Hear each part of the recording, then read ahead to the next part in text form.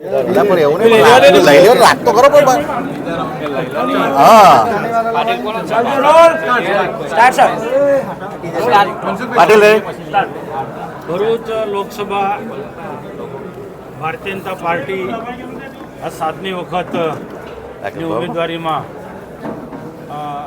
ખૂબ મોટા માર્જિનથી અમે જીતવાના હતા, પણ ઘણા બધા સમીકરણો બદલાયા, જેના કારણે અમે 80,000ના લીડથી આ ભરૂચ લોકસભા જીતીએ છીએ.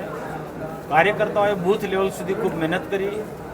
તાલુકાના કાર્યકર્તા, જિલ્લાના કાર્યકર્તા, તમામ ધારાસભ્યશ્રીઓએ બધા જ લોકોએ વધુ લીડ મળે એના માટે પ્રયાસો કર્યા. આખર તો મતદારો પર આધાર છે. મતદારોનું જે મનમાં શું હોય છે એ પારખી ના શકાય, પરંતુ જીત અમારી નક્કી હતી. પહેલેથી જ અમે જીતની વાત કરતા હતા. સામે પક્ષે ખોટા અપપ્રચાર કર્યા, સરકારને અમને બધાને અનેક રીતે ડેમેજ કરવાના પ્રયત્નો કર્યા. ડેડિયાપાડા, સાગબારા, ઝઘડિયા વિસ્તારની અંદર આદિવાસીઓમાં એવી ગેરસમજ ઊભી કરી કે ભારતીય જનતા પાર્ટીની સરકાર આવશે, મોદીની સરકાર ફરી આવશે તો રિઝર્વેશન આદિવાસીઓને સમાપ્ત કરી દેશે. આવા મુદ્દા ઉછાળ્યા. જંગલ વિસ્તાર, રિઝર્વ ફોરેસ્ટના વિસ્તારમાંથી ત્યાં એવું એક અફવા ચલાવી કે ફરી મોદી સરકાર ત્રીજી વખત પ્રધાનમંત્રી બનશે તો આદિવાસીઓને સ્થળાંતર કરાવવા પડશે, જંગલમાંથી ખાલી કરવાના છે અને અન્ય જગ્યાએ શિફ્ટ કરવાના છે. આવી બધી વાતો ચલાવી. એટલે આના કારણે આદિવાસીઓમાં એક પ્રકારનો ડર પેદા થયો અને અમને ડેડિયાપાડા કે સાગબારા કે ઝઘડિયા વિસ્તારની અંદર, જે ખાસ કરીને ફોરેસ્ટ એરિયા જે છે એવા વિસ્તારની અંદર માર પડ્યો છે. ભણેલા ગણેલા વર્ગને પણ એવું લાગ્યું કે રિઝર્વેશન અમારું ખતમ થઈ જશે. અમે સમજાવવાના બધા જ પ્રયત્નો કર્યા છે અમારી રીતના કે બંધારણીય અધિકાર છે આદિવાસીને મળેલો છે, એ કોઈ સમાપ્ત નથી થવાનું છે. 10 વર્ષ પ્રધાનમંત્રી નરેન્દ્રભાઈ મોદી સાહેબ પ્રધાનમંત્રી તરીકે રહ્યા છે.